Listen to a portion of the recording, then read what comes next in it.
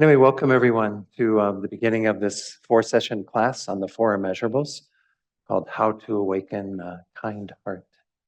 So we're going to get started with prayers as usual. We're just going to do our refuge and bodhicitta prayer. So if we can get that on the screen, Nancy will lead us in that.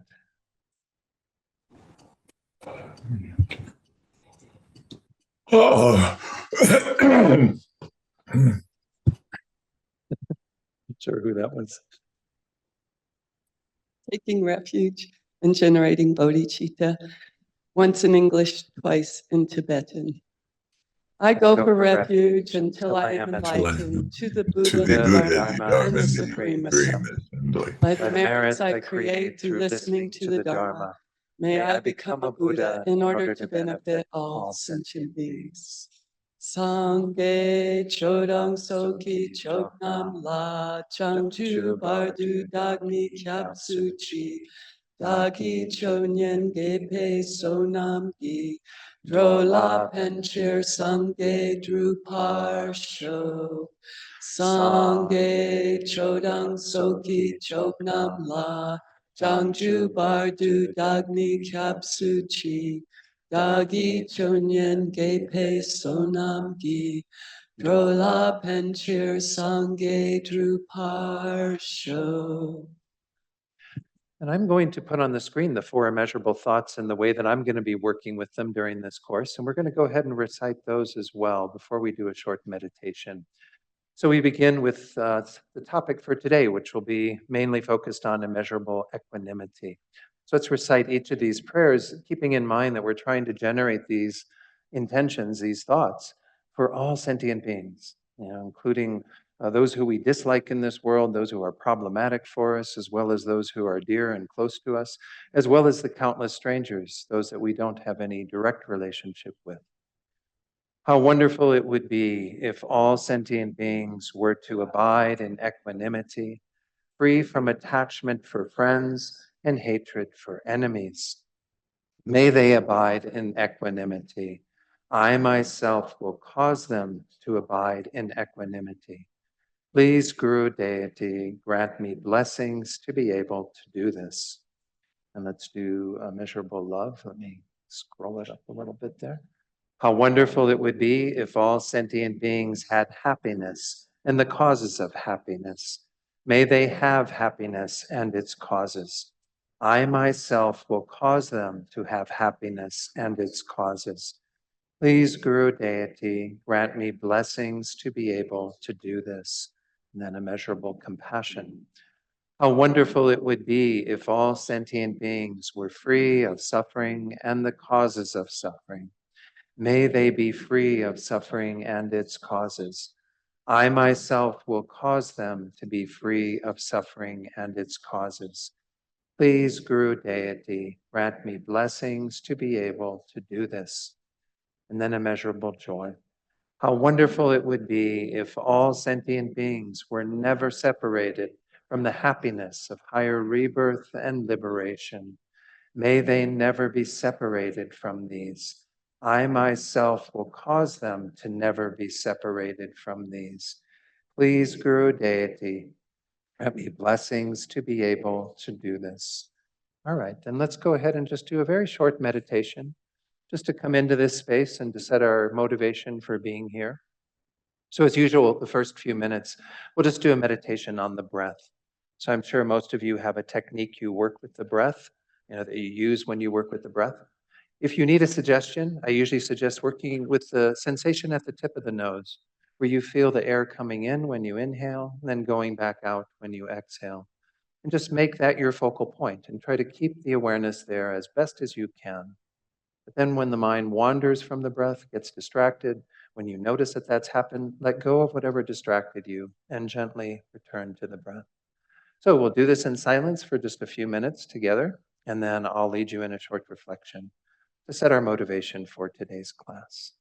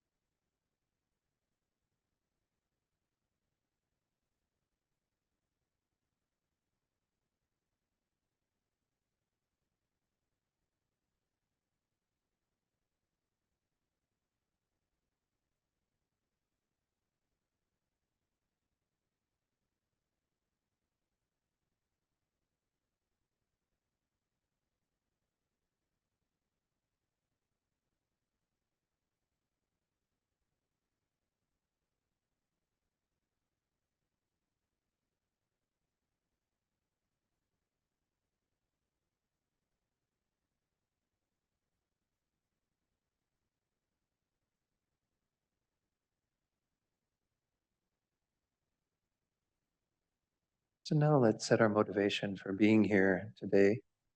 We can do this by briefly reflecting on these four thoughts that we just articulated in the prayer, four immeasurables. This can be the subject of this course. We'll get to know these more intimately, more deeply. Even just the first one, having a mind of equanimity, a mind that is unbiased, not partial to beings, having an even attitude towards others. Already we can see how much we need this in our own lives. Beings appearing to us in different ways as friends, as enemies, or difficult people, even as strangers. Wouldn't it be wonderful to have a heart that is open to each of them without any bias? And then, of course, on the basis of that, to generate thoughts of loving kindness towards them, a wish for all beings to have happiness,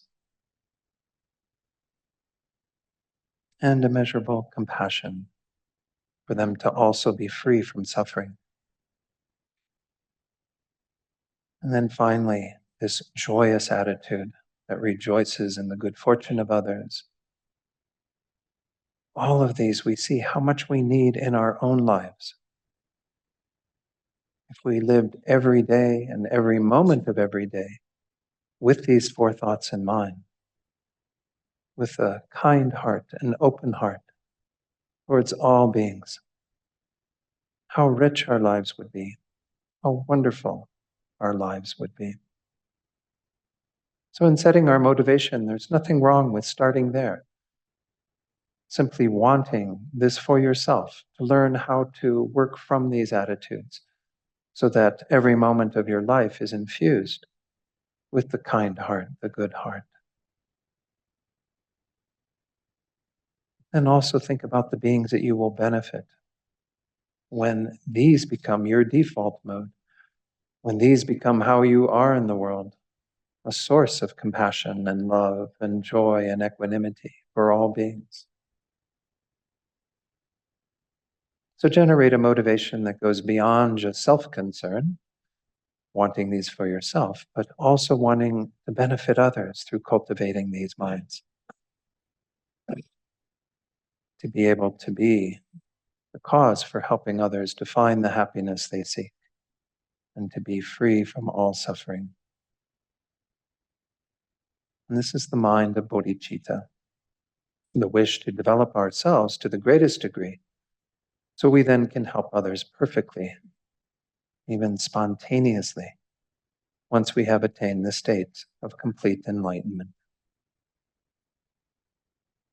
So hold this motivation in your heart very deeply, so that everything we do today becomes a cause for the attainment of states of complete well-being for ourselves and also for all sentient beings.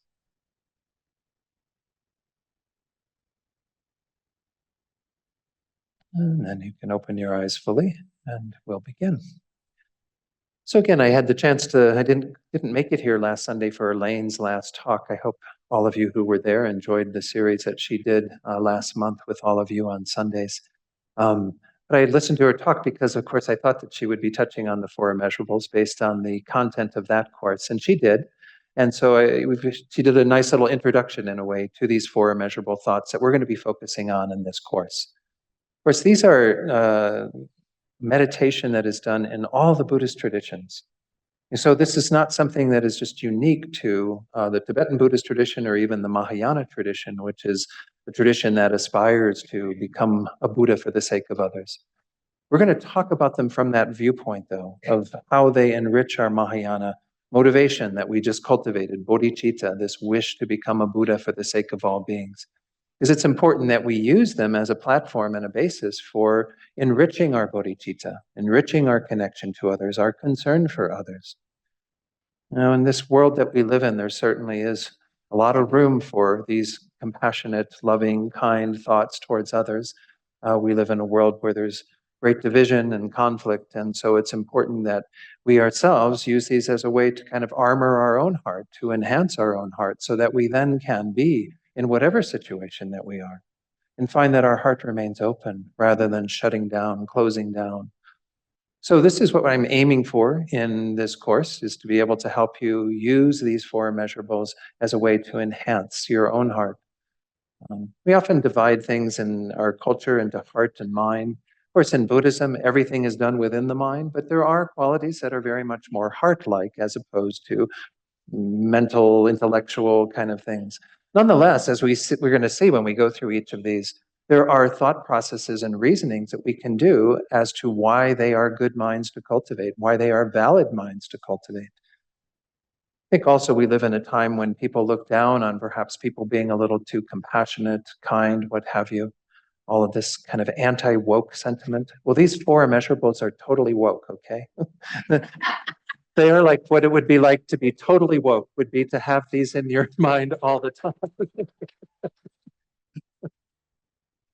Oh, you like that one? Okay. I'll have to remember that. Oh.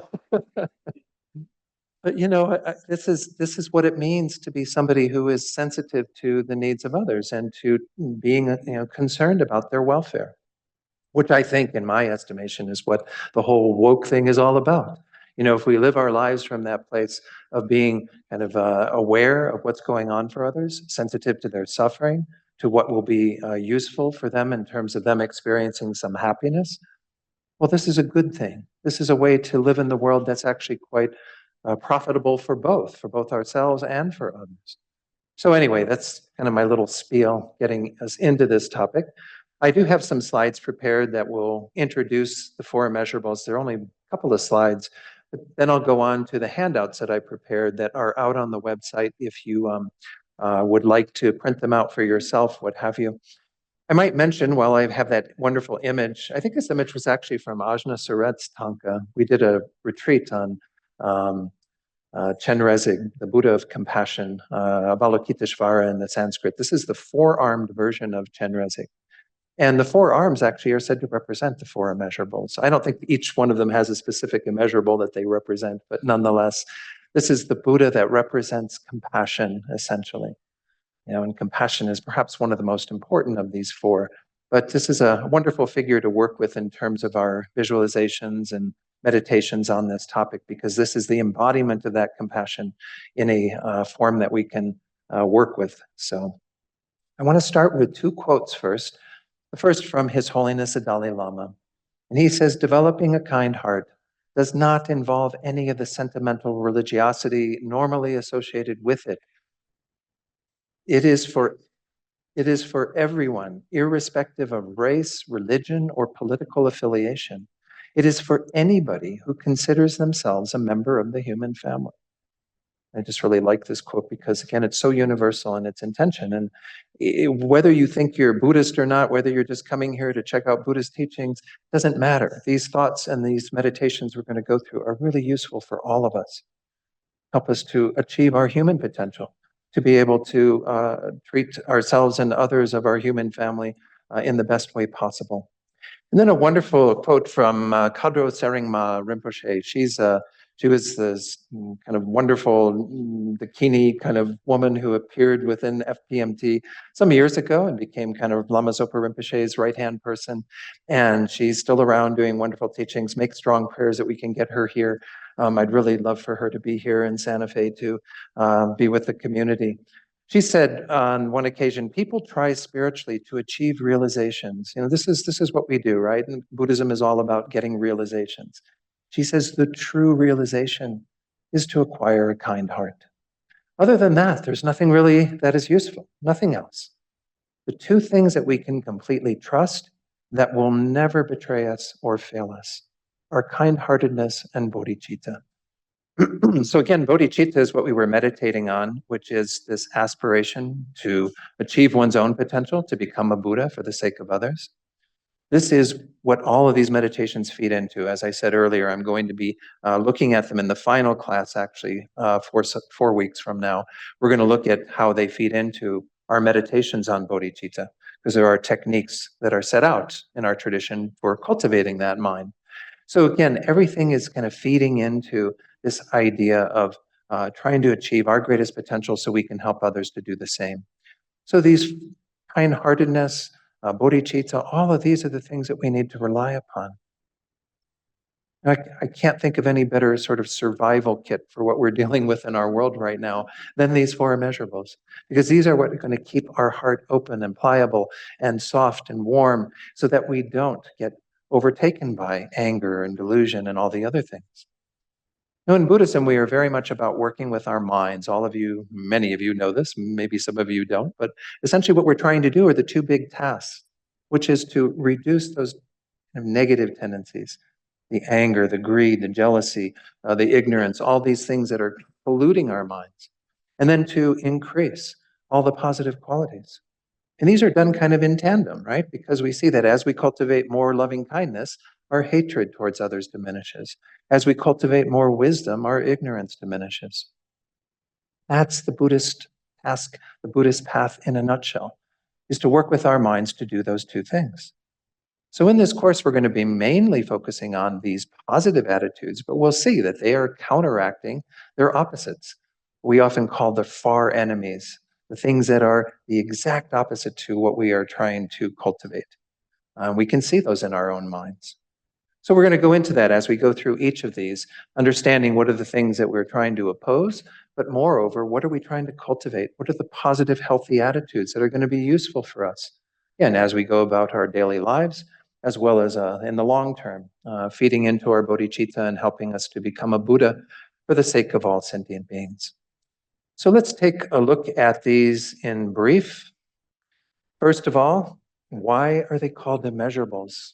And this is kind of an interesting word. Whenever you put in that in your Word file, you get a little red underline because immeasurables doesn't make sense, right? Immeasurable is an adjective.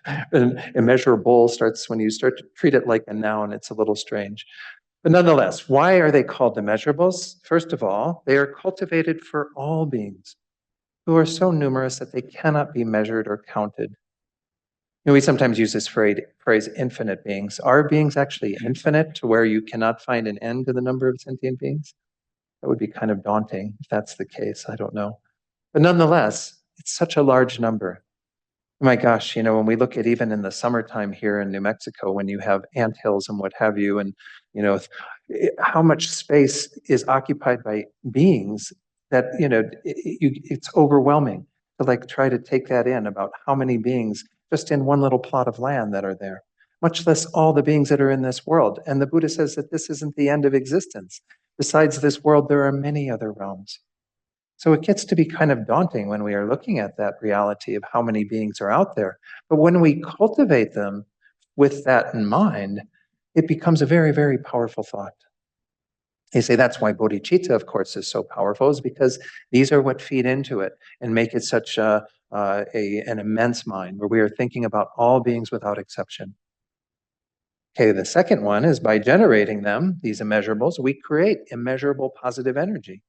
And we purify immeasurable negative energy. Because the basis is all sentient beings, they have this power to them. If you have a thought that's all about just benefiting one person, well, that's nice. I'm glad you're benefiting one person, but that one person is quite limited. When we think in terms of all beings, we're creating this amazing power, this positive potential that can, again, be created and then overcome so much of our negative energy. The third is that it can be said that we cultivate them in our own mind to an immeasurable degree with no limit to its intensity. This is what's interesting. His Holiness the Dalai Lama often talks about how our minds, because there's no physical basis for our minds, and you might think, some of you who are new perhaps think, well, what about the brain? The brain is involved in our mental processes, but the brain is not the mind. In Buddhism, mind has its own continuity. It is a phenomenon that is not material. So at the end of this life, when all the brain functioning stops, mind continues on, and mind has come from previous lives, and mind goes back without any beginning, it said. But essentially, we are working with this mind that can be developed to an amazing degree. So His Holiness compares it often to our bodies. Our bodies are quite limited in what they can do.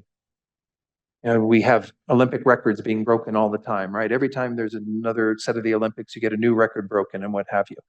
But I guarantee you that there's never going to be any human being who can pole vault over the Eiffel Tower, right? It's probably not going to happen, right? I mean, we can bet on that, perhaps, because it's just beyond the limit of what the body can do, right? We do have limits with regard to the body, but the mind is not limited. When we talk about these immeasurables, we're talking about taking them to this degree where the intensity, the vastness of them can become so large because our minds are not bounded in. They're not in like some little box. Our minds have the ability to extend out to that limitless degree, that immeasurable degree.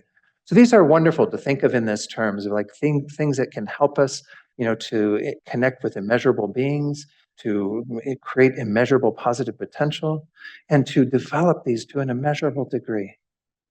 How wonderful. We get to spend some time looking at these very powerful states of mind. And as I said, they're practiced in all the Buddhist traditions. They have different ways of approaching them to some degree. But again, I'll try to point those out as we go through them.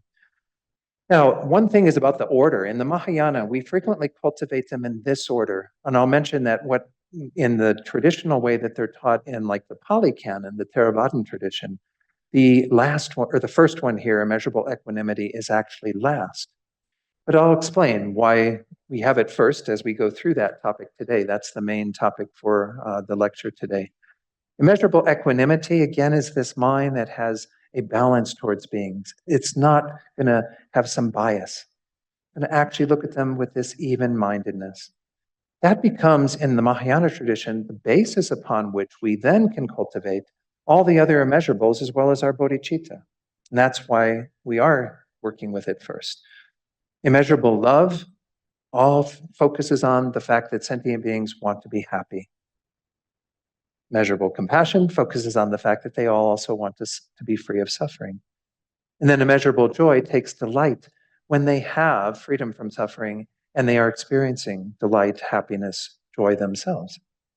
So one of the most basic things that the Buddha taught in terms of what is the support for the practice of these four is the fact that all sentient beings are driven by this fundamental desire, this fundamental wish to be happy and to not suffer. And if you look at yourself, and that's a very profound meditation to do, actually, just to sit in quiet and look at your own motivations throughout every day of your life. You are driven to a large degree by those two forces, trying to get what it is to obtain what will bring you happiness. And it might be focused initially mainly on temporal happiness, things in the moment. Hopefully, we can eventually start to look at long-term happiness, things that we can cultivate that will be of greater merit and value for the long term. But then we also spend a lot of our day avoiding what is unpleasant and what we would call, again, suffering, something difficult, painful that we want to avoid experiencing. These are the two poles that we kind of vacillate between throughout every day of our lives. This is true for every sentient beings. I mean, watch insects or mice or birds or whoever. All these various animals, creatures are driven in the same way, trying to get what will bring them some happiness, some pleasure, some relief, and then to avoid what will cause them any agony, pain, misery. So that's the fundamental starting point for everything the Buddha taught. And of course, going back to the basics of Buddhist teachings, that it's to abandon what is negative, to adopt what is positive, that's the Buddha's formula for achieving those results. If you want to be happy, cultivate these positive states of mind and avoid the negative ones. If you want to avoid suffering, do the same thing. Avoid the negative states of mind that cause you to experience suffering and adopt the positive ones that are the causes of happiness.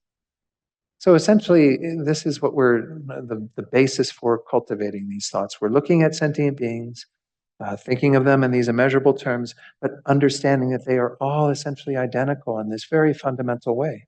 And in that way, they are just like us as well. And is there anybody in the room, the Zoom room, here in the Gompa, who isn't motivated in that way, who isn't striving to achieve happiness and avoid suffering?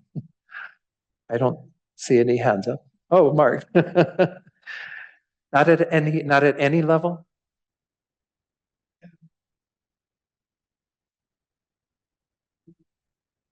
Okay. And by that you mean kind of in a delusional level, trying to achieve happiness in, yeah, yeah. So what we're talking about, Mark, thanks for bringing that up, because again, we're not talking about necessarily the ways we go about achieving that. We are going to talk about that in a sense, but those are where we run astray.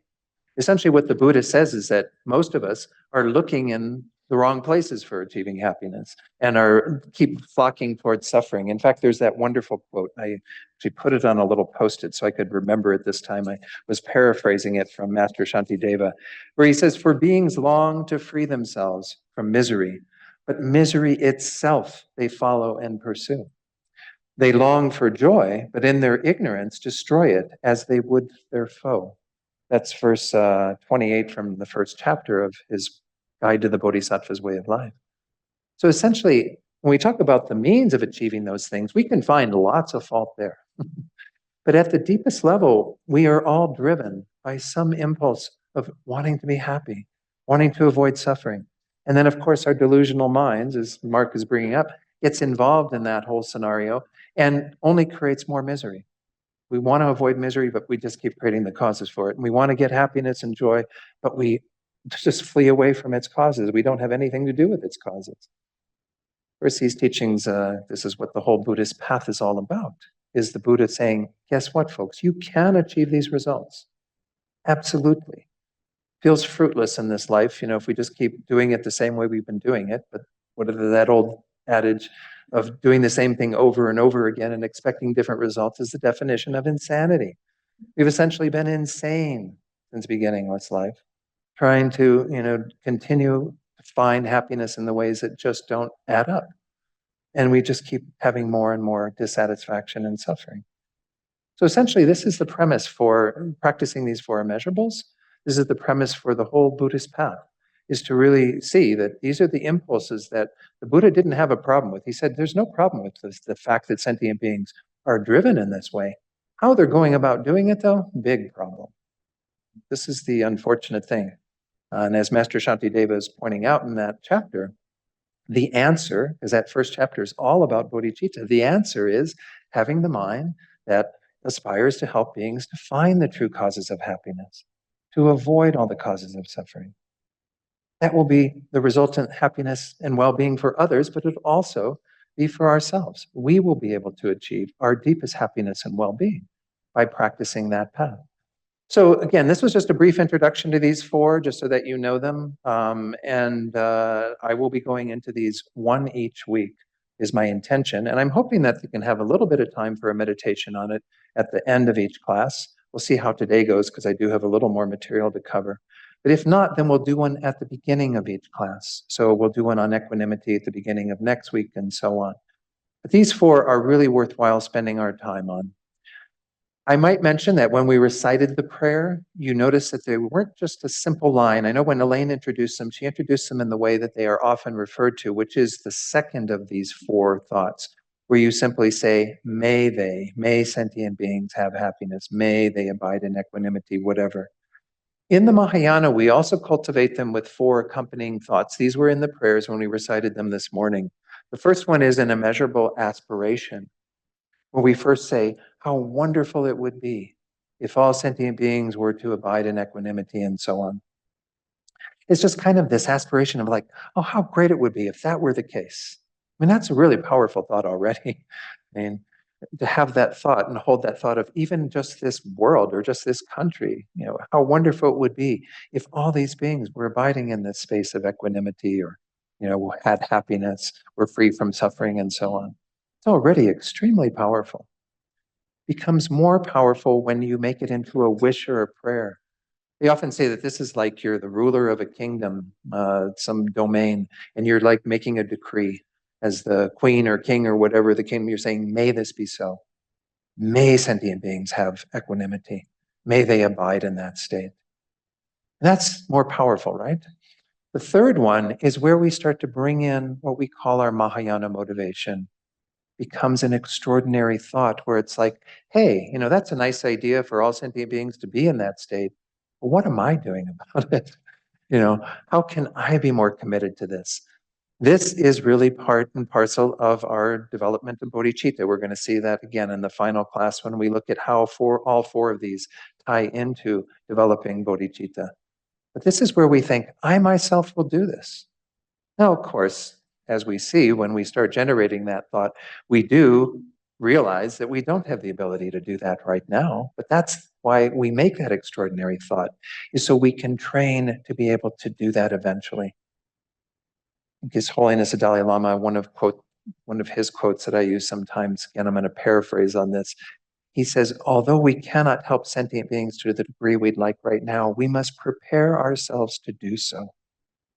We are preparing ourselves. We are like in training to be able to benefit all beings to this degree, to be able to place them in equanimity, in states of well-being and happiness, to free them from suffering, to help them to never be parted from those states. All of this is what we are preparing ourselves for. And we generate this extraordinary thought so that we can eventually do that. If you never generate this thought, you're never going to accomplish that. Just like somebody who, it would be ridiculous if you went off to med school with no intention of becoming a doctor, right? You don't really have that thought of, oh, I'd really like to benefit sentient beings by becoming a doctor and helping them with medicine and treatment and surgery or whatever it is. If you're actually going to accomplish something, you have to have the intention to do that. So this extraordinary thought is very, very powerful. The fourth one is where you could visualize, for example, the four-arm Chenrezig that was on the screen a short while ago. I'll put him back up there now. You could visualize this and think that this is the embodiment of the compassion of all the Buddhas. And this is your own guru, in a sense, your own teachers appearing in that form. And then you would recite the fourth thought, an immeasurable request. Please bless me to be able to do this. One of the things that I know that those of you who come from other traditions, theistic traditions, where there are gods and what have you, or a creator God, it's a little weird when you come to Buddhism and we're making these prayers of like, may these beings do this. But this is a symbiotic relationship. We have all these beings that were just like us who became Buddhas, and they are now in a position to help us to become Buddhas as well. That's all that's going on. It's not that they can enlighten you in a second just by looking at you or something. If they could do that, they would have done that already. Their compassion is so immense that they would not want to keep you from freedom from suffering and a true total happiness for even 1 second if they could do something about that. The Buddhist path is very much a path where we do have to create the causes for our own well-being. But we do it in tandem with these powerful beings who have already attained that state. They're in the best position to benefit us. They are there as a resource for us. They are there to guide us, to help us. So in this last one, we're making this strong request, this strong prayer that we can benefit from the blessings, the inspiration of these beings to achieve what we want to achieve, to actually accomplish these four, strong, extraordinary thoughts, to be able to place all beings in equanimity, freedom from suffering, complete happiness, and so on. So these are the way we're going to be approaching these four immeasurables in this course, is to really work with that, this idea of enhancing them through these various thoughts. That's pretty much all I wanted to share on the four immeasurables themselves. What I wanted to go to now, I actually have a second handout. The first handout is this prayer. Oops, I'm sorry, I didn't mean to take it off of that. And again, you're welcome to recite that prayer on your own. You can print this out. You'll find the four immeasurable thoughts and many other practices and what have you.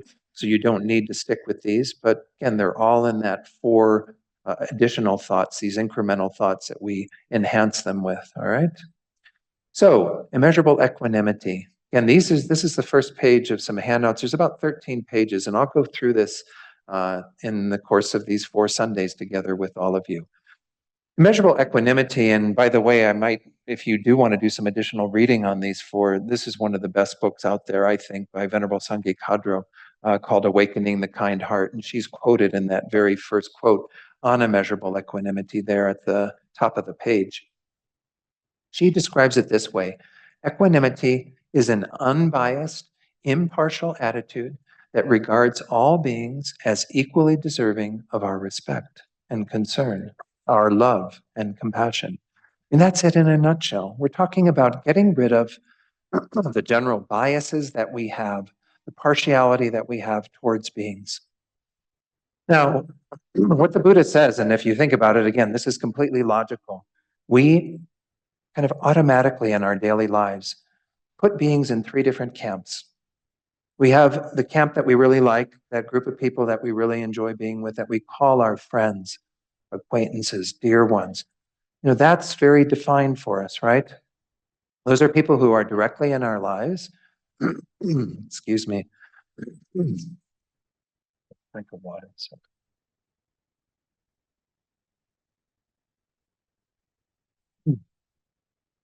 Sorry.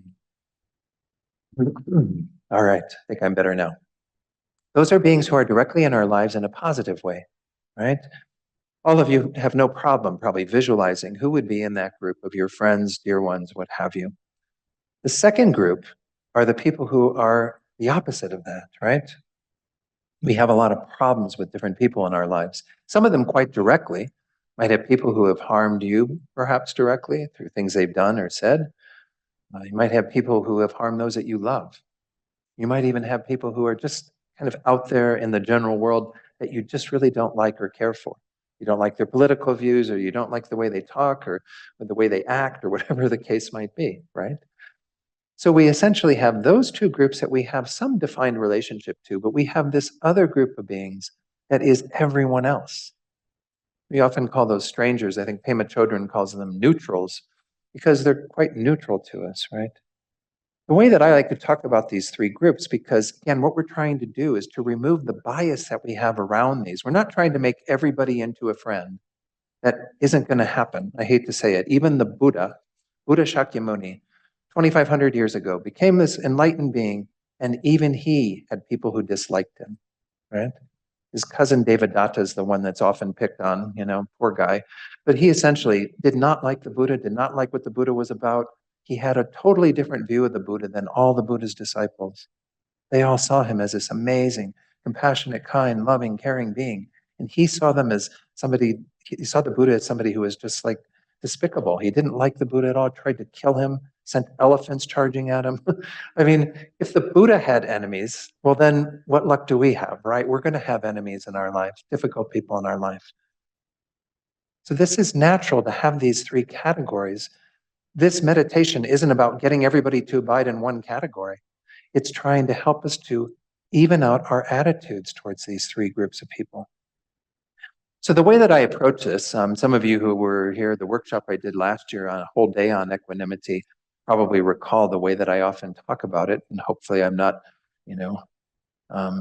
bothering you by using the same analogy. But I think this works. Maybe this came from my own thinking about William Shakespeare saying, "All the world's a stage, and we are but actors on it," right? So each of us is on our stage. Every one of you has your own stage, okay? Where you are the main performer. This is how you live your life, right? You're just going about your daily business, doing all the things that you do, but you're the center of the world. You're the one on the stage. On that stage, you have the stage lights, right? And the stage lights are shining on those first few rows where you have all the people that admire you and like you. And that's that first group, the friends, the people who are, they clap for you, they cheer for you, they throw flowers at you to say, oh, bravo, good job, what have you. We like the first few rows, right? If the whole theater was full of just those people, we would be so delighted, right? That's not the way life works, right? We can talk about the strangers or those neutral people as being in the dark of the theater, right? In the dark of the theater, we don't really pay much attention to the people there. Because when you're on stage, all the lights are on those people who are in the first few rows. That's who you see, and that's who you kind of play to some degree. But you have a lot of other people involved in your life that are strangers. And we have countless strangers. And one of the things that was profound in terms of the pandemic, and hopefully you realize this as well, was how much we need those strangers in our lives. We need the people behind the scenes. My gosh, during the pandemic, we all would have died if it wasn't for the people that kept producing the food, shipping the food, selling the food, all the things that we needed to be able to just sustain these bodies, much less keep the electricity going, keep all these things happening so that we could have some modicum of comfort and well-being during the very difficult period. If we hadn't had those strangers in our lives, we wouldn't even be here. So those strangers do play a role, but we're often oblivious to them, right? They say the attitude that we have towards them is indifference. get quite attached to the friends, those people in the front row. We keep doing that tit for tat with them. I scratch your back, you scratch mine, and we just have that attachment circle. With the people that are strangers, we just have this blah kind of feeling, this indifference. Sometimes people break through there. Occasionally we see or hear about the suffering of strangers, and we might change our attitude towards them. When you see pictures of what's going on in Gaza or what is happening in Ukraine or other parts of the world where there's great suffering, the fires in LA, what have you, your heart breaks a bit for people and you do feel a little more connection to them. But generally, strangers are just in the dark of the theater. Hey, where are the enemies? The enemies are the people that keep interrupting the show. They come from wherever and they just start throwing tomatoes at us and do all kinds of stuff, jeering at us, going, you stink, whatever. So those people, we want to get out of our theater, right? Like, what are you doing in my theater? You don't belong in my theater. I only want either people who, admire me, they're kind of nice to me, or at least they're silent in the back of the theater and I can just ignore them. But these people that come into your space, into your face often, and just do things that are horrible to you. These are the difficult, challenging people. And any guesses what the attitude is that we have towards them? Anyone? Of course, lots of anger, animosity, annoyance, irritation. We have a whole degrees of different things that we feel towards them. Essentially, those are the beings, again, that we would just as soon get rid of. If we could get them out of our theater in a second, we would. This is what we're trying to adjust with this mind of equanimity. We're trying to make sure that these attitudes don't get in the way to our opening our hearts to them. That's why, once more, equanimity is taught first of these four in the Mahayana tradition, because if we don't level the playing field, if we don't have an even mind towards all these beings, how can we generate a love that encompasses all of them, or a compassion that encompasses all of them, or a joy that takes delight in their good fortune and what have you? These cannot be cultivated unless we are able to see all beings with an equal regard, an equal attitude.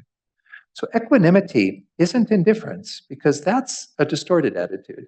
Equanimity is where we are holding them all to be at the same level, beings that we will naturally be responsive to because they're all essentially the same.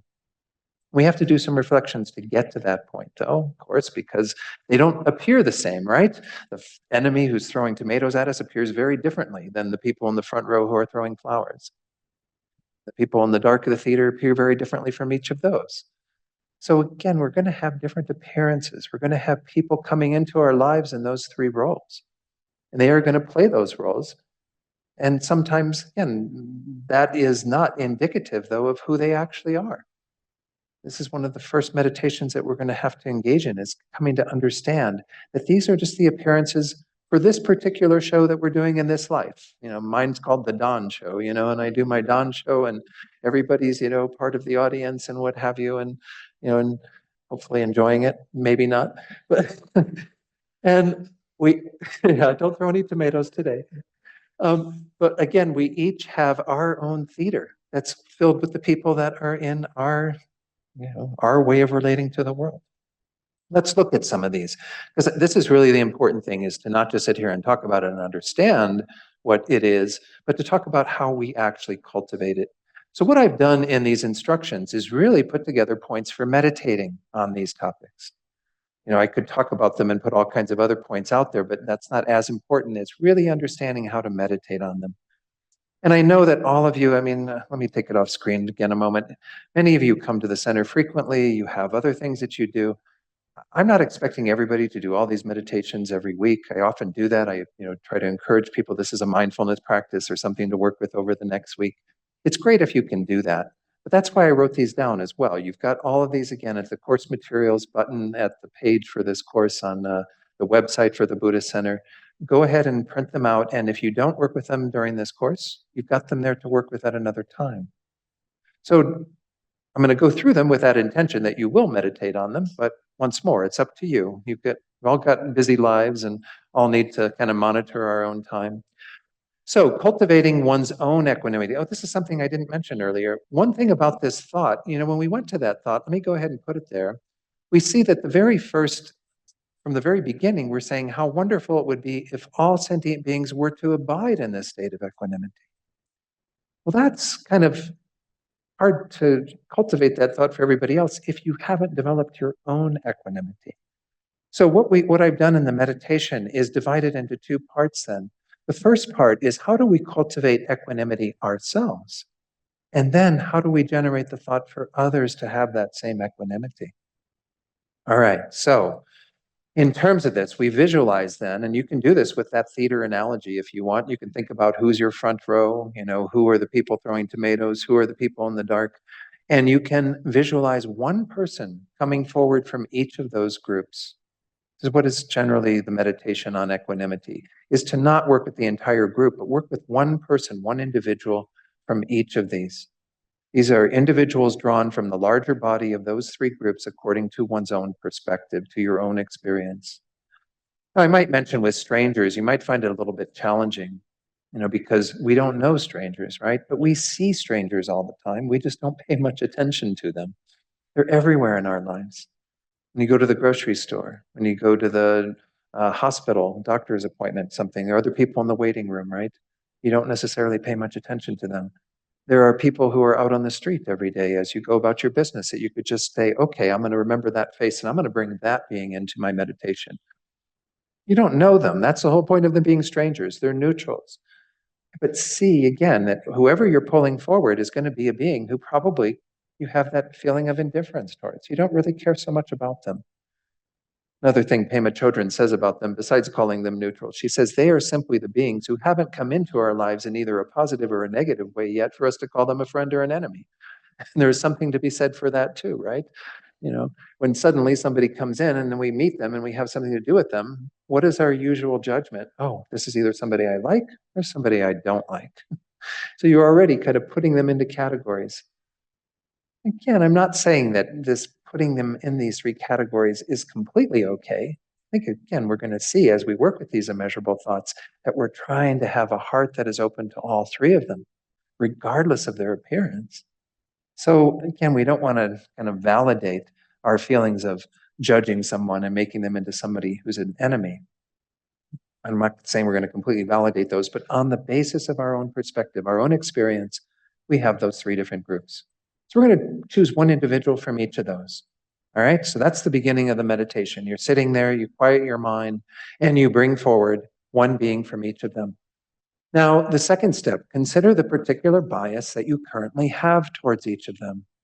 See how you do have a level of attachment for the friend. By attachment, we mean a mind that is concerned about their welfare to some degree, but mainly because you want them to continue to be concerned about yours.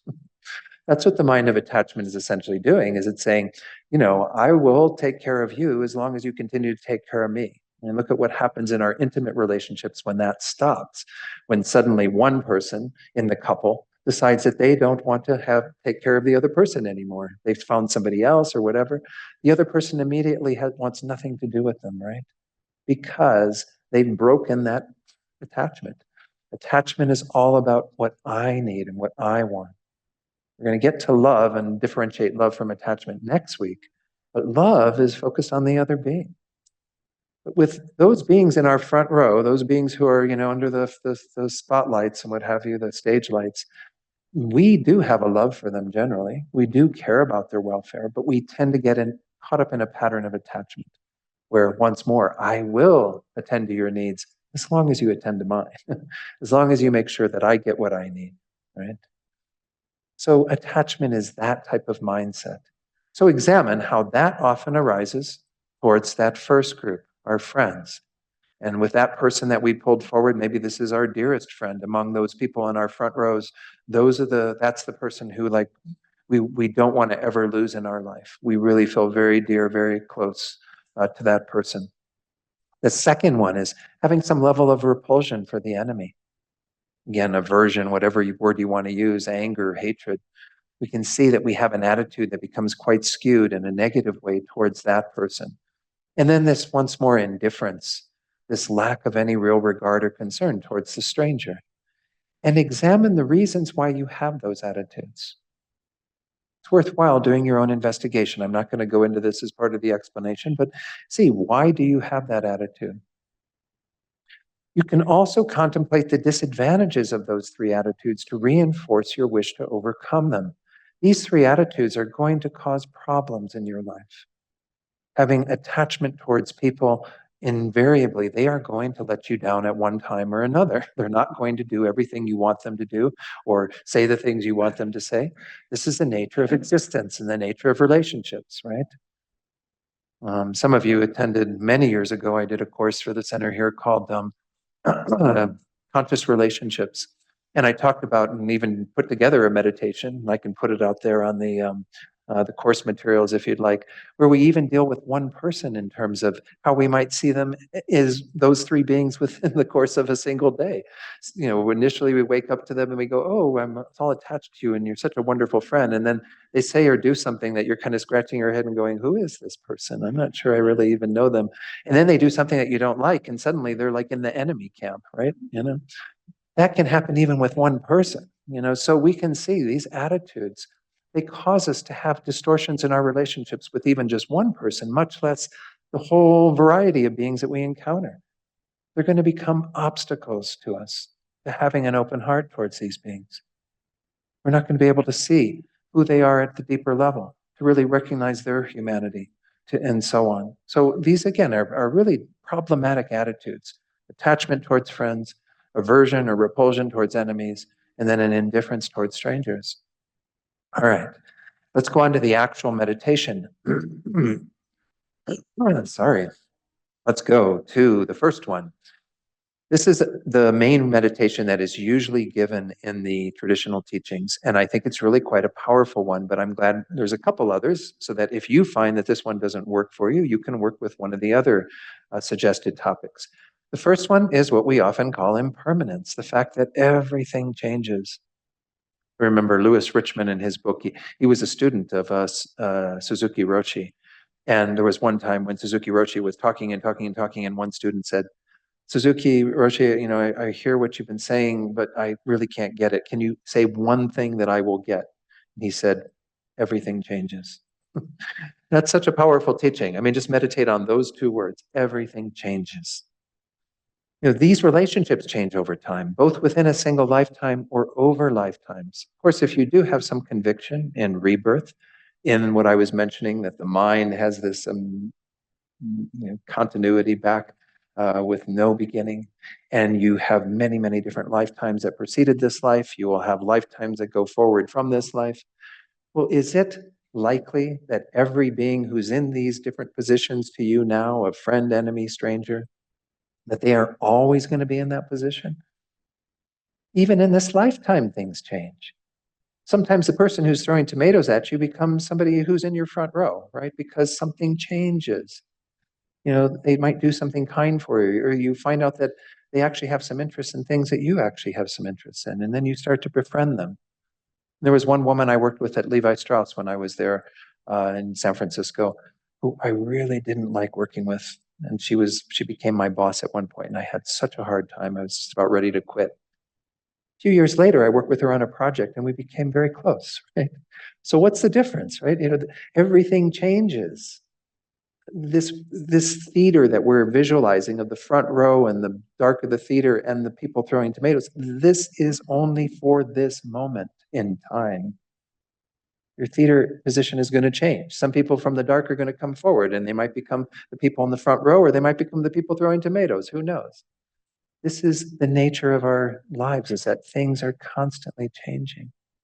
So why are we so hung up on that particular moment and defining a person and our attitude towards them on the basis of how they're appearing right now? Right now is only that moment in time. I mean, they use the example, if you were given a gift, say you were given $100 by somebody when you were 5 years old, and you were given a gift yesterday from somebody, another $100, is there a difference qualitatively in those? Well, of course, sure, there's inflation, right? The $100 is worth less. but I'm just saying, in terms of if two people give you a gift, one at one earlier time in your life and one at this time in your life, is there qualitatively a difference between those two? No, they both gave you a gift, right? Well, in that way, when we look at it and we say every being has been your kindest friend, when you pull forward that enemy, that difficult person to work with, that person has also been your kindest friend, your closest friend. Maybe not in this lifetime, but in another lifetime, because we're rotating these roles constantly. And this one does require, for its full impact, to have some confidence in rebirth, that we actually do have many existences that preceded this, that we have played these different roles. People have been rotating in our theater. But as I said, even just use this lifetime. You've got people who have changed their seat position many times in this. They came, maybe you had people who were your dearest friend. Like if I had good friends when I was in grade school, right? Maybe even in kindergarten, what have you. I wouldn't recognize those people now. They'd be complete strangers, but they were my dearest friend. Play with them in the sandbox and whatever, have all kinds of fun. Right? Things are constantly changing, moving around from position to position. So therefore, there's no solid foundation for my attachment to the friend, my revulsion, dislike towards the enemy, nor is there even any ground for indifference towards the strangers, because all of these beings are rotating in these roles. Somebody had put something in the chat box that I wanted to see. Gotta scroll down here a little bit. One of my mom's favorite sayings is TTSP, this too shall pass. From Mary. Yeah. I mean, that's that impermanence, right? Anything that we're going through is only for the moment. Of course, meditating on impermanence is a powerful way to overcome a lot of our other distorted states of mind. But just with regard to this way that we're relating to beings in our lives, that role is the role they're playing right now, but that's not who they are at the deepest level, right? Because these constantly change, and we could be befriending that person even in another day or two if we, conditions changed. Let's look at the second one. I find this one really quite powerful myself. Differing perspectives. Recall that other people have relationships with those three that are different from the ones that we have with them. I think this can be really quite powerful because we see that this is just we would use in Buddhism the term our karmic appearance. It's our karma with that being to have them be in our front row. It's our karma with those beings to have them be in the dark of the theater or to have them throwing tomatoes at us, whatever the case might be. It is your appearance in that manner to have them show up in that way. But in somebody else's theater, in Nancy's theater, somebody who's in the dark of my theater could be in her front row or could be throwing tomatoes at her. I hope you're not getting too many tomatoes thrown at you, Nancy. But this is what's going on, is that this perspective that we have is from our stage, from our experience, our life. There's nothing fixed about that. I mean, think about, I don't want to use names, but think about somebody in the world right now who you don't like or you might disagree with them. They have people who adore them, right? They have people who love them. They're in their front row, right? you know. So again, there's nothing fixed about that person just because that's the person you experience is that person throwing tomatoes or an enemy, a difficult person. That doesn't mean that's who they are, because other people see another side of them that you're blind to, that you're not seeing. This is almost getting at some of these deeper teachings about, what is really there. Well, that's a whole nother thing we'll investigate in another course, perhaps. But the fact that some people can see good qualities in that person, and some people maybe it's a complete stranger for that person.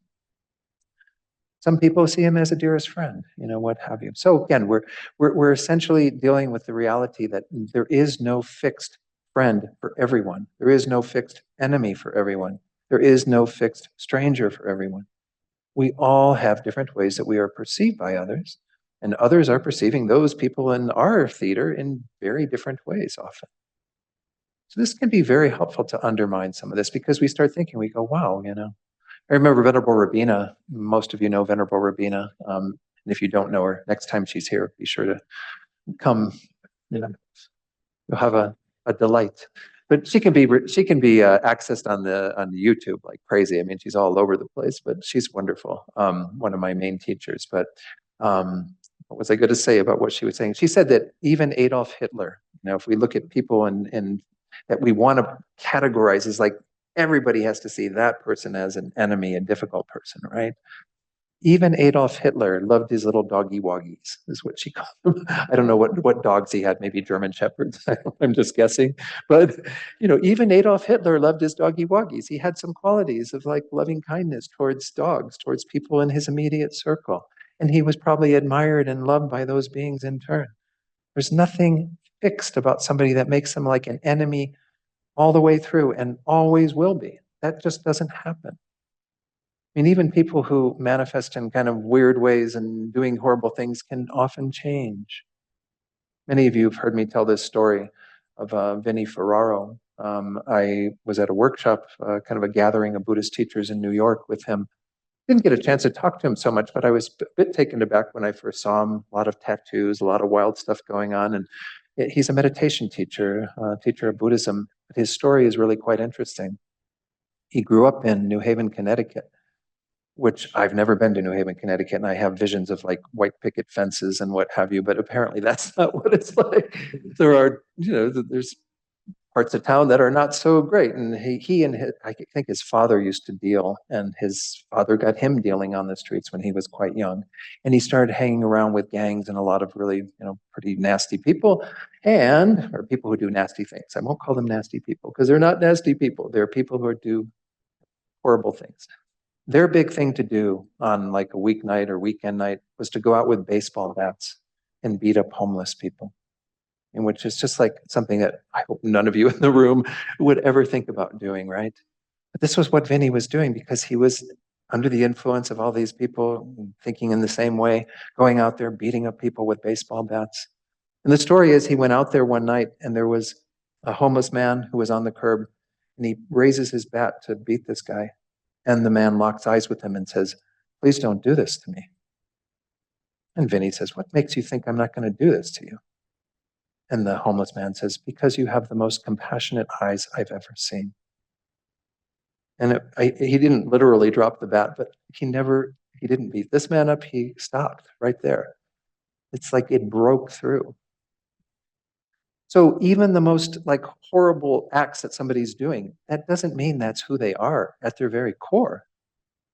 So once more, I mean, I think we have the hardest time working with overcoming a lot of our attitudes of hatred and anger and aversion towards enemies. So it's important with those people in particular to remember that that isn't what the Buddha says is at the essence of their being. They are actually, loving kindness and compassion and all of that that's hidden under the surface. Chogyam Trungpa used to talk about this as the soft spot. I really like this teaching too. Pema Chodron refers to it frequently because she was a student of his. He says, we all have a soft spot. It's just that most of us armor the soft spot. We all armor it to some degree. Vinny probably had it armored like really, really tight, right? But there's always, as Leonard Cohen says, there's always the crack, right? Where the light gets in. And this homeless person was able to get the light in and to actually have the whole armor shatter.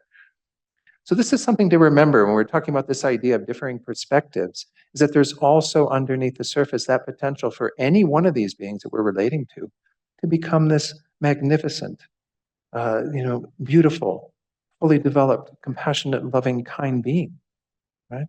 We all have that potential. So don't think that whatever they're appearing to you as is set in terms of who they are, even in terms of this life. Again, we see the impermanence, but we also see the fact that other people relate to those beings very, very differently. Then let's go on to the last one. This one also can be very, very effective.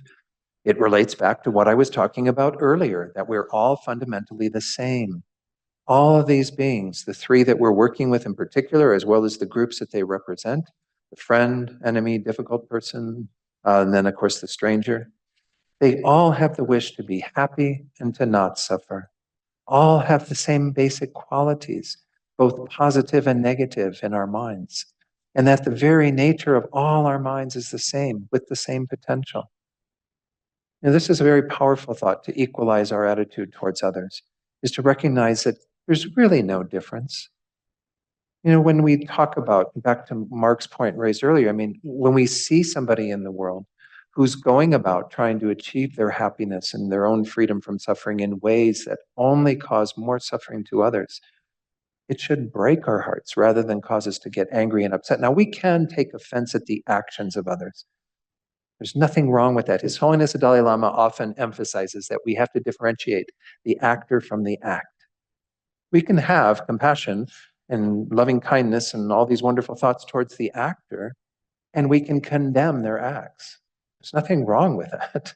That's what we have to do. That's what we're compelled to do as people in the world who are trying to live a good life and be responsible in the world, is to say, this is wrong, this behavior is wrong, and this should stop. But we still have compassion for the being who's doing those actions. It's just like Vinny with his bat, he still is capable of having a completely different life. He's going about trying to be happy, trying to avoid suffering in completely misguided ways, but that's not who he is at his core.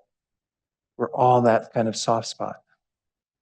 The way I think of the soft spot it kind of relates to what we often call our Buddha nature. Buddha nature refers to the fact that every one of us has a mind that is fundamentally free of all the garbage. We talk about these three garbage attitudes of, attachment, hatred, and indifference. Those are not, again, hardwired into your mind. They are not who you are. Then they are moreover capable of being removed. That's what, again, the whole Buddhist path is about, as I said earlier. Remove those negative tendencies primarily by supplanting them with the positive tendencies.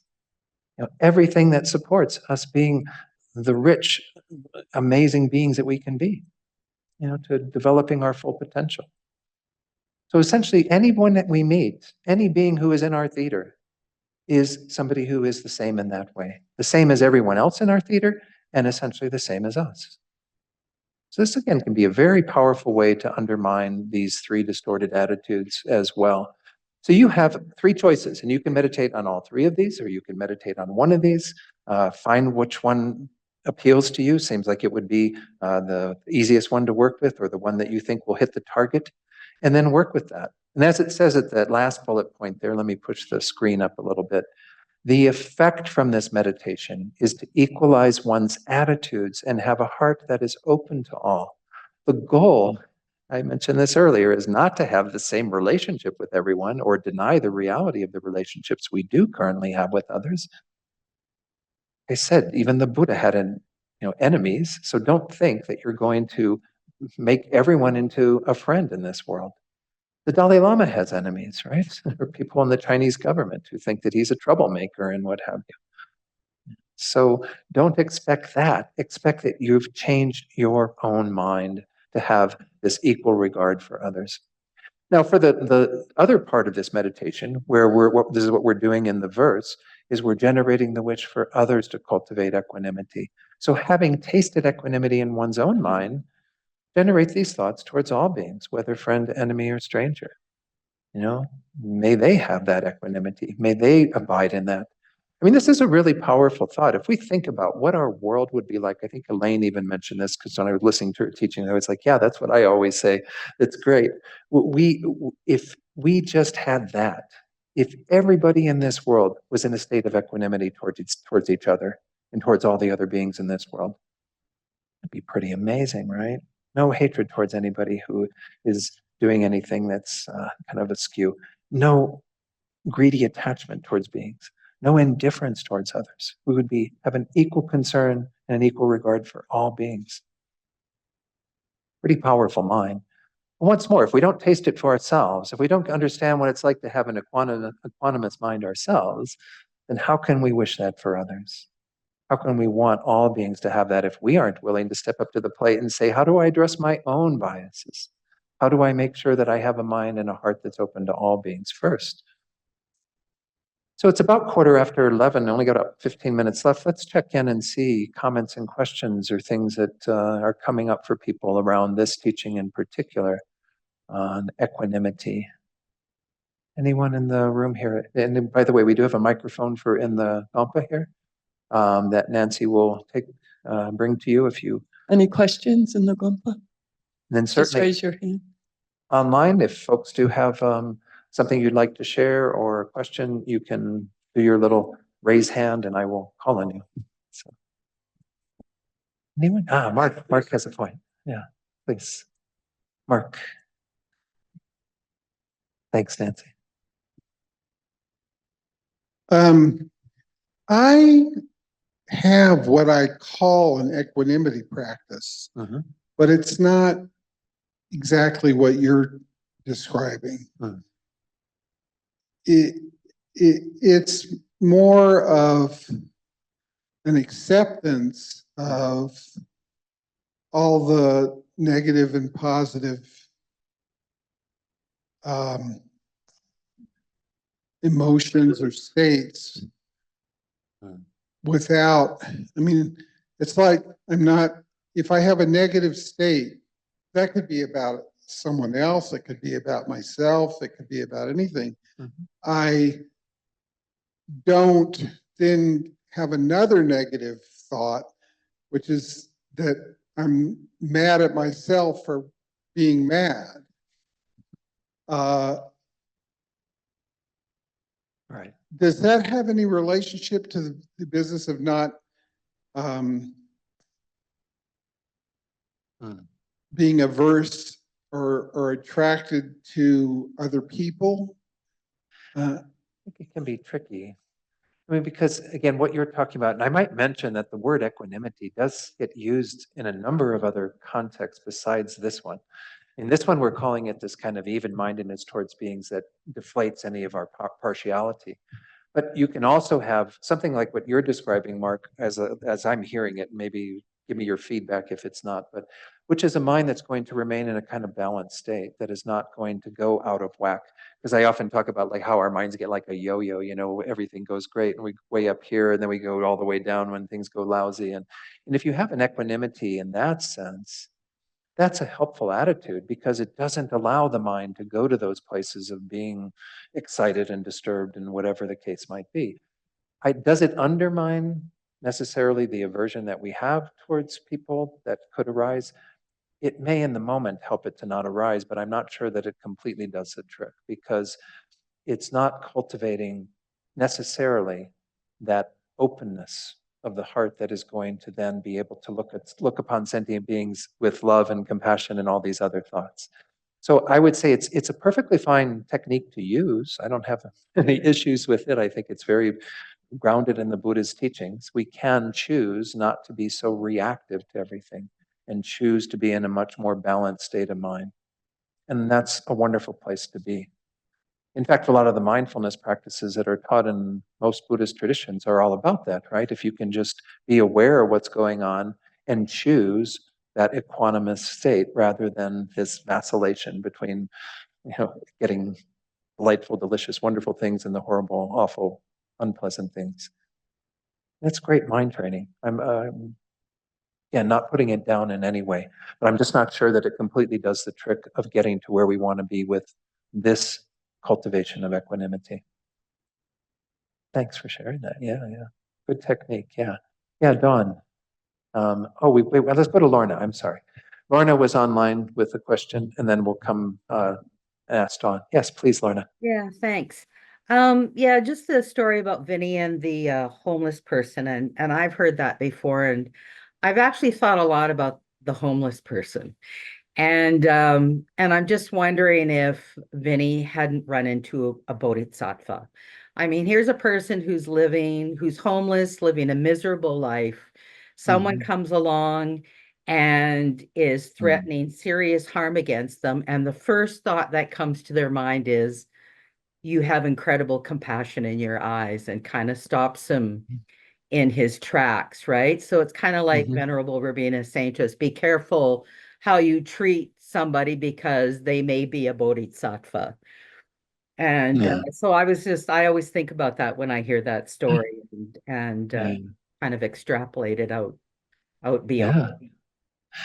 Yeah. And we, of course, in Buddhism, we could speculate that this could be an appearance of some force in the world that's trying to change Vinny, that there's the karma for that. The occasion was there.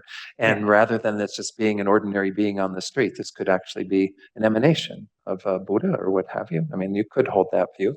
But even if it is just an ordinary homeless person on the street, I mean, we don't know the qualities of that person, what have you.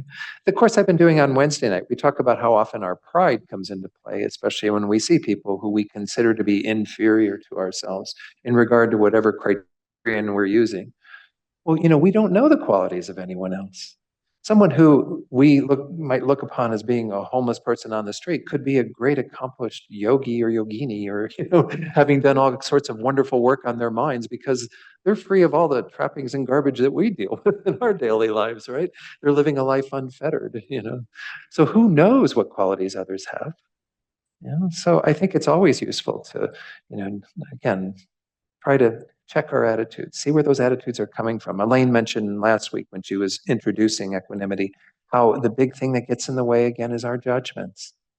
We judge other people on the basis of things that they are doing, how they're appearing to us, and we immediately pigeonhole them in that category. Okay, this is who they are.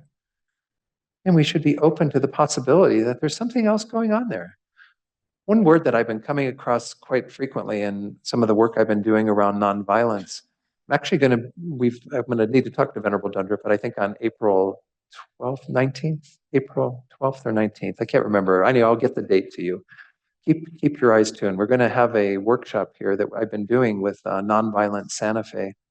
And what I've been coming to realize through working with nonviolence, now I've lost that train of thought. Anyway, sorry, but I think it is important, again, that we don't look at people and think that we know everything that's going on with, I don't remember now what it was. It's about curiosity. We don't use this word so much in Buddhism, right? Being curious. Why aren't we more curious when we meet other people rather than judging them? Why do we immediately go to, okay, this person is that, this person is like this person, just based on a few words they say, or how they look, or what they're wearing, or whatever else we're judging them on the basis of? Why are we curious? Can we be a little curious about what others are about and what's going on in their minds? I think we need this in our divisive culture in particular, a little more curiosity. Anyway, that's a little aside on that, but anyway, we'll be doing this workshop on a Saturday afternoon. So if you'd like to participate, keep tuned, and there will be an opportunity to sign up. It will be something where you will need to register, and it won't be offered online, unfortunately, because it involves exercises and doing things in the space here and what have you. But let's go to Dawn. Thank you, Lorna, for that. Yeah. Is it on? No.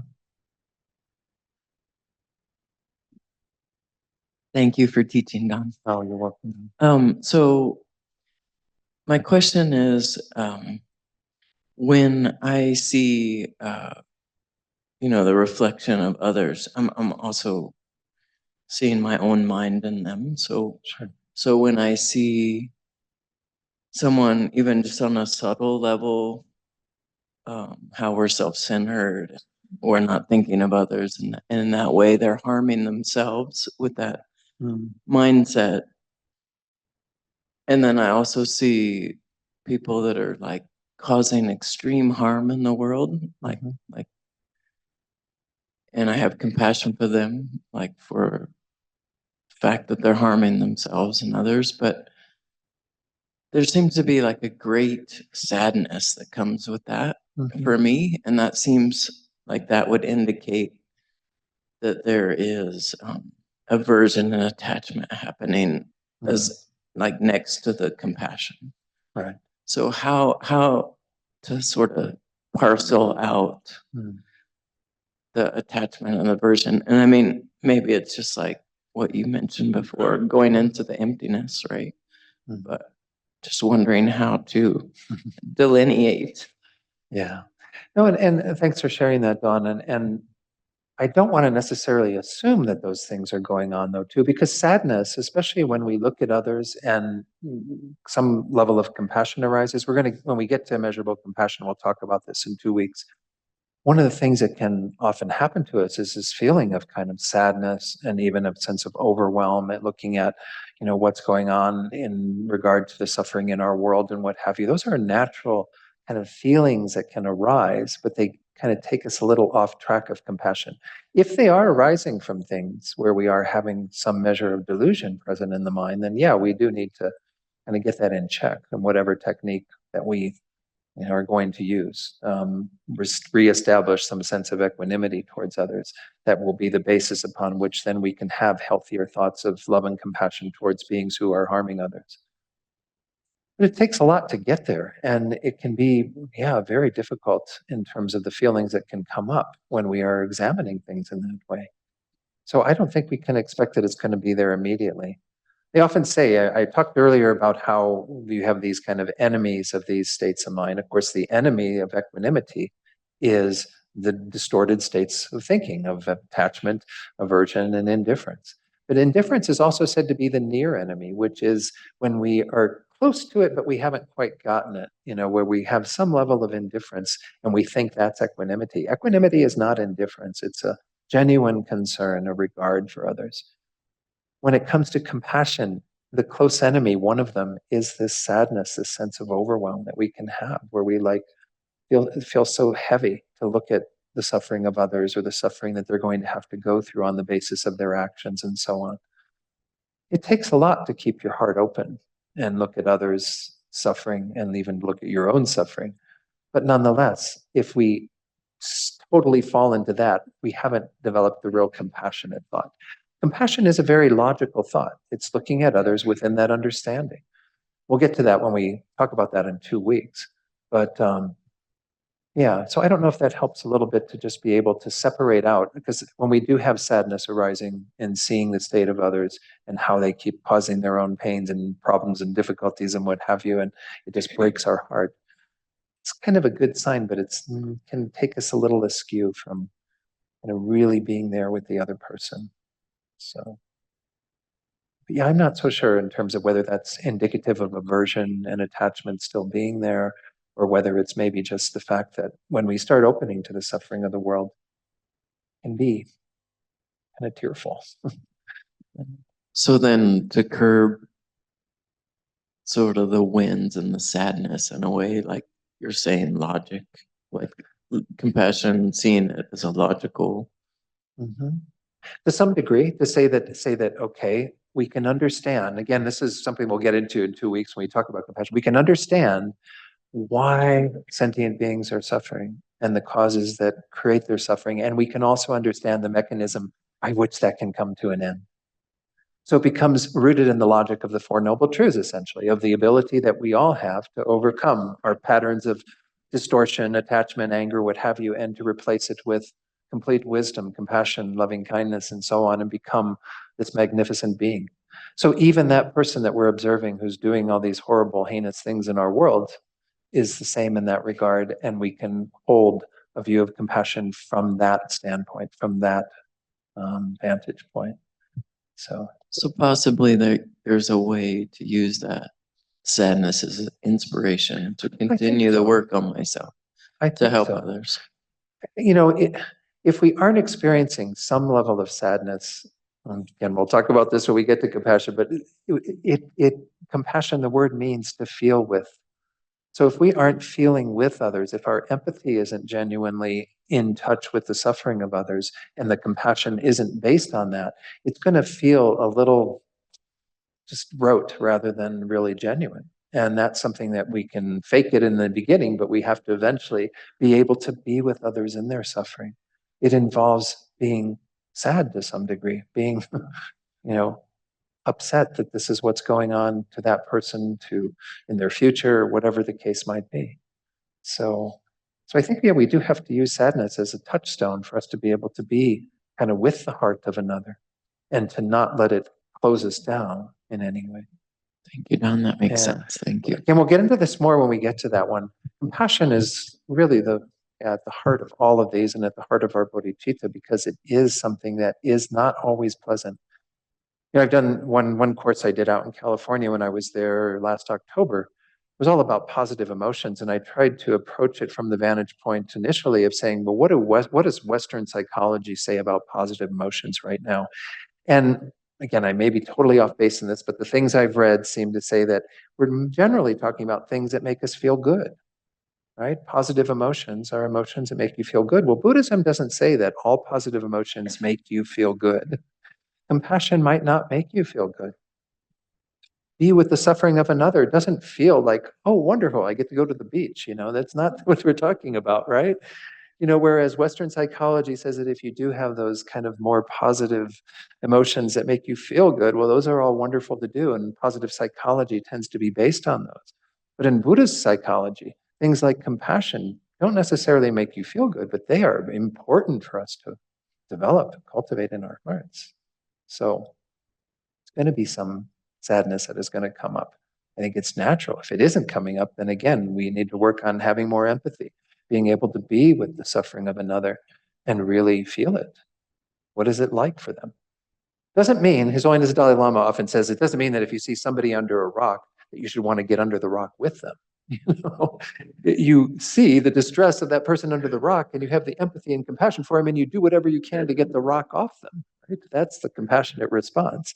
So it doesn't mean we have to crawl under the rock with the person, but we have to know what it's like for that person under the rock, or that person who's dealing with their delusions and doing horrible things in the world and what they're going to have to experience, the karmic consequences of that. And then we can have compassion. Yeah. Any other comments or questions? We're right at about 11:30, so I think I need to. Yeah, Mark. In this case, we should seek In this case, we should seek unhappiness. Well, we should not be averse to experiencing some of what we might call an unhappy feeling. Because once more, we're not going to be attached to those feelings. You know, the feelings that we generate, and we talked about this a little bit in our Wednesday night class in Buddhist psychology, the feelings are just a feeling tone. How we interpret them and the story we tell ourselves about them is a whole nother thing. That's how our conceptual minds get all kind of twisted and crazy, right? I'm trying to introduce you to concepts that are more beneficial. So when we have an unhappy feeling from meditating on compassion or whatever, we don't go to the normal place of like, oh, I feel depressed and awful and horrible and poor me and da da da.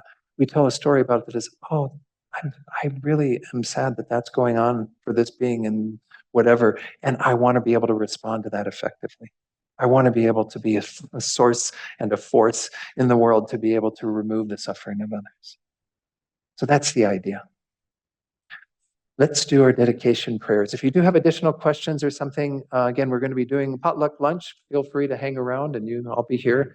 We can talk then, but otherwise, if it's a question you'd like to ask in the general audience, save it for next week and we'll have an opportunity then. So if Shayla, please, kind Shayla, if you could put the dedication prayers and then Nancy will lead us in reciting those. From Master Shantideva, may all beings everywhere, plagued by the sufferings of body and mind, obtain an ocean of happiness and joy by virtue of my merits. May no living creature suffer, commit evil, or ever fall ill. May no one be afraid or belittled with a mind weighed down by depression. May the blind see forms and the deaf hear sounds. May those whose bodies are worn with toil be restored on finding repose. May the naked find clothing, the hungry find food. May the thirsty find water and delicious drinks. May the poor find wealth, those weak with sorrow find joy. May the forlorn find hope, constant happiness, and prosperity. May there be timely rains and bountiful harvests. May all medicines be effective and wholesome prayers bear fruit. May all who are sick and ill quickly be freed from their ailments. Whatever diseases there are in the world, may they never occur again. May the frightened cease to be afraid, and those bound be freed. May the powerless find power, and may people think of benefiting each other. For as long as space remains, for as long as sentient beings remain, until then may I too remain to dispel the miseries of the world. And for His Holiness the Dalai Lama, in the land encircled by snow mountains, you are the source of all happiness and good. All-powerful Chenrezig Tenzin Gyatso, please remain until samsara ends. Okay, thank you all. Well, dedicate also for the very swift return of Lama Zopa Rinpoche, our spiritual director, coming up on 2 years now since he passed away. And so making strong prayers for him to return in a form that we can all benefit from in this world, providing us with teachings and guidance. We also dedicate for all those beings that we're holding in our hearts right now. We might even think about extending who we have in our hearts. It's not just the front rows that we should be thinking about, but thinking about beings who are in the dark of the theater or who are even perhaps throwing tomatoes at us. Or to think about those beings and send this positive energy out to them. Have it become a cause to relieve their suffering immediately and to bring them all the causes of happiness. And through just those thoughts, may all beings achieve happiness, well-being, and be free completely from all suffering and dissatisfaction. So again, if you can work with the equanimity meditation over the next week we'll go on to measurable love, but at the beginning I will lead a short meditation on equanimity before we start. So thank you all for being here, and enjoy the time with you. Thanks, Shayla, for being online, and Nancy and Venerable Dundrup here in the Gonpa. All right, be well. Bye.